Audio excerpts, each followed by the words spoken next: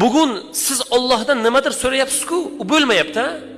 Biling, Alloh sizni yaxshi ko'radi. Sizni doim Allohga duo qilishingizni Alloh istayapti. Va biling birodar, bugun duolaringiz ba'zi birisi ijobat bo'lmayapti-ku, xafa bo'lmang. Qiyomatda Alloh berayotgan va sizga tayyorlab qo'ygan ajrlardan xursand bo'lasiz. Shuning uchun birodar, birov bilan urushmang. Birov pulga, molga, mansabga, bir narsaga talashsa siz talashmang. Siz berib yuboring. Siz berib yuborganingiz evaziga Alloh sizga qanchadan qancha ko'p narsa berishligini qiyomatda ko'ramiz birodar. Shuning uchun kuyinmang. Siz uchun xafa bo'lmang.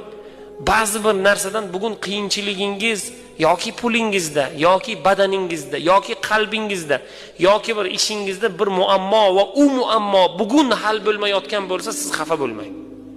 Xursand bo'ling.